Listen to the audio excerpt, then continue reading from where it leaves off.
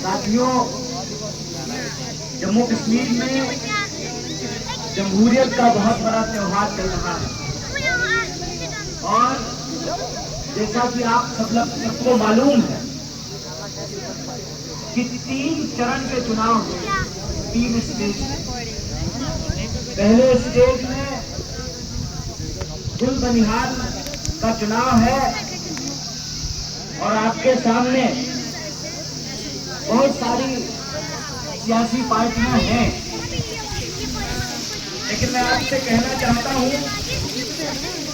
कि इस बार जम्मू कश्मीर का चुनाव बात सिर्फ सियासत की नहीं है, सियासत से बढ़ करके रियासत की है। इस बात को याद रखिएगा।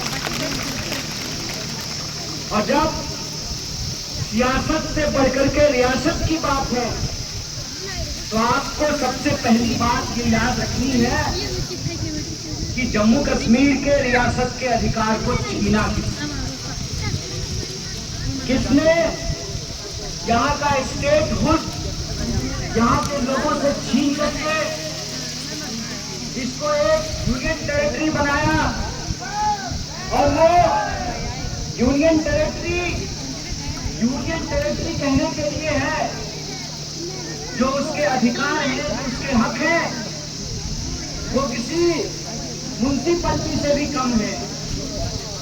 आपने वो जमाना देखा होगा जब प्रकाश साहब एमएलए हुए, मिनिस्टर हुए, जम्मू कश्मीर की अपनी असेंबली और यहाँ पर कोई भी मसला हो तो एमएलए मंत्री उसको उठाते थे।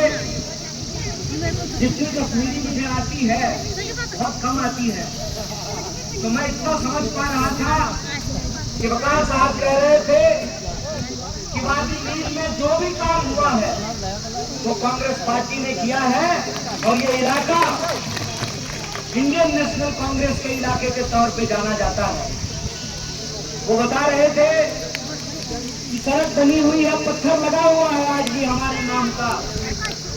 यही कह रहे थे ना, मतलब थोड़ी थोड़ी कश्मीरी समझ में आती है मुझे।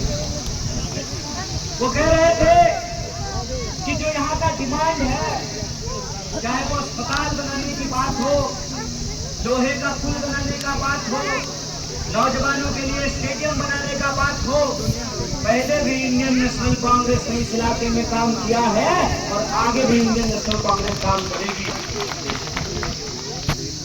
मैं ये कह रहा हूँ ये काम तब करेंगे जब जम्मू कश्मीर को रियासत का अधिकार वापस मिलेगा।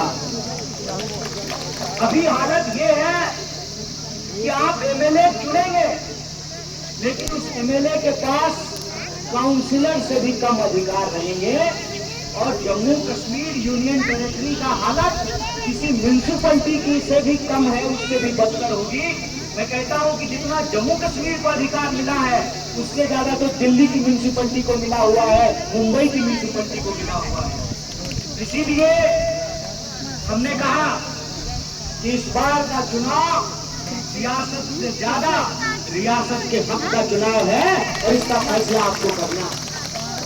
10 साल तक जो आपके ऊपर जुल्म हुए हैं, आपके नौजवान पढ़े लिखे हैं, उन्होंने बीएड किया है, एमएड किया है, बीएससी की, बीकॉम किया, ट्रेनिंग ली, 10 साल से कोई बहाली नहीं हुई है, कोई भर्ती नहीं हुआ है और जम्मू कश्मीर बेरोजगारी के मामले में आज जो है देश में अव्वल दर्जे पे पहुंच चुका है। इसीलिए जब आप 18 तारीख को वोट करने के लिए जाएं तो आप अपने रियासत के अधिकार के लिए वोट करें।